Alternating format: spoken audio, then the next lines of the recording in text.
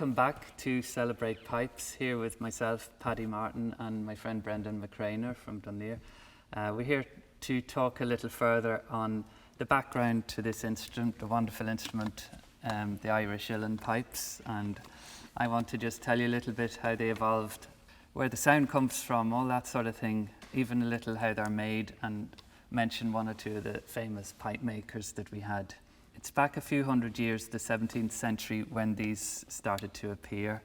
There was a blind piper actually called William Talbot. He is credited with adding 2 of these regulators. So before that we had 1 regulator.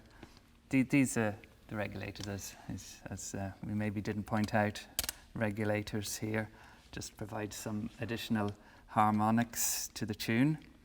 And I suppose a regulator is more or less, it's a chanter, but doesn't have finger holes, it has keys.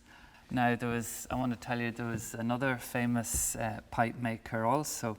He was William Kennedy from Tandragee, County Armagh. He was also blind actually, and became a very celebrated pipe maker himself.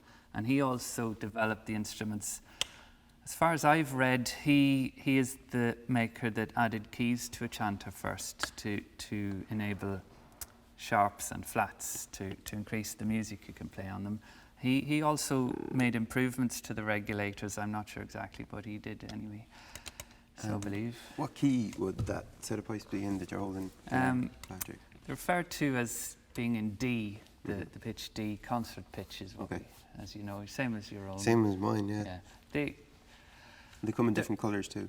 Yeah, and they come in different pitches. You can have, as we call it, flat pitch pipes. We don't own a set of flat pitch. We do not. No. As we're poor. Well, no, we're joking. Flat pitch are nice, but maybe for another day. Yeah. These are the concert pitch, and what is lovely about concert pitch, you can play with anybody. That's really why we play them so often. Play them at sessions. Just to ask you, I'm just noticing, looking at your set, is what wood is the chanter made from? Just that chanter?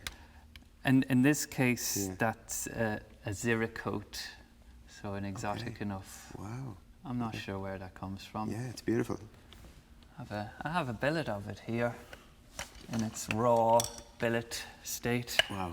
And that's how a pipe maker usually attains his wood. It's sawed into what we call a billet.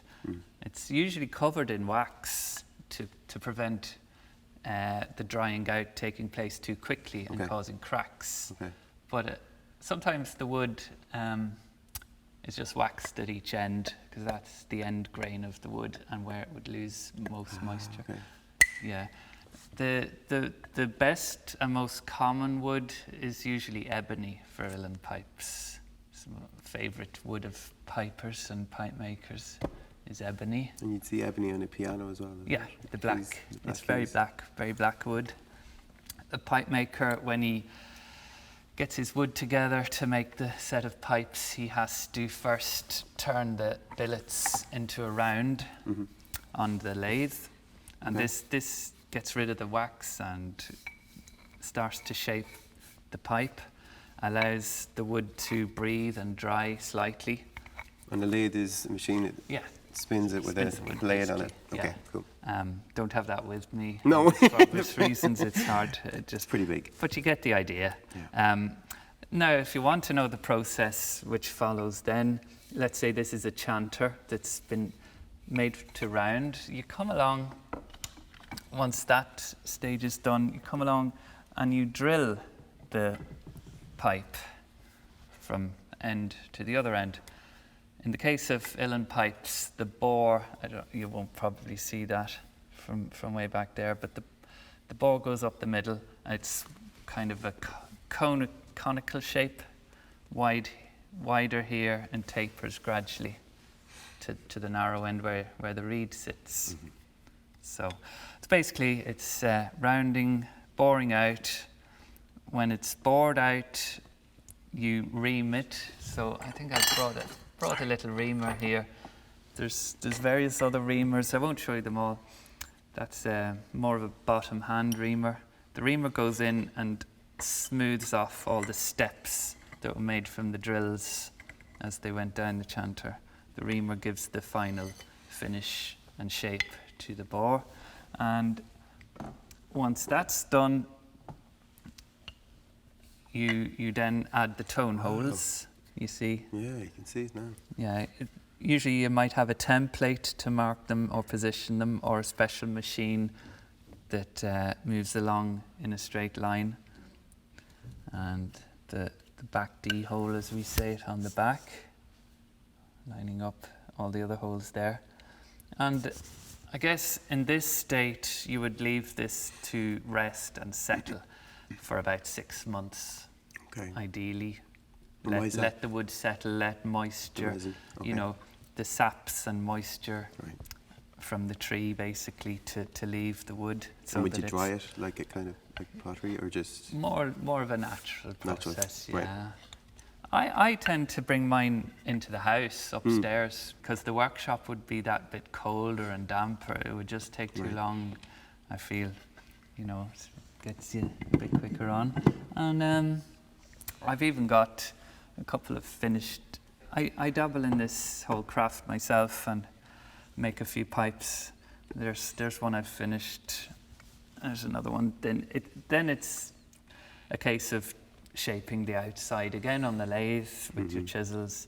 You turn off the excess wood to create the shape that you need on the outside. And I just see the finger holes, you have them gouged. Yeah, we call that a scalloping. Scalloping. Yeah, that's a common feature. It's a personal thing. Your fingers fall into place easier. It's a personal. Yeah. You can have scalloping, as we call it, the dishing on the finger holes, or you could just leave it like a whistle, just straight. What was I going to say? That's a fancy word, but it's ergonomics. It's thinking of the player and what he likes for his hands. That whole situation of a player's hands, it also causes the maker some food for thought as to hole position, because if you look, some of the holes are small, some are big. If you move the hole down, it would have to be bigger, but then it wouldn't be comfortable for the hands. So there's a bit of it's not just aesthetics and so on. It's comfort of the player is very, very important making pipes. Will we try a tune and then we can talk about reeds? Yeah, we'll do a tune now. Yeah? Yeah, what do you have in mind? Well, we've done a jig, so... What about that reel? Which one? A couple of reels, no? 2 of them? Yeah. Okay. So we're going to play 2 reels, Miss McLeod's, and with any luck we'll go into the Merry Blacksmith. Right.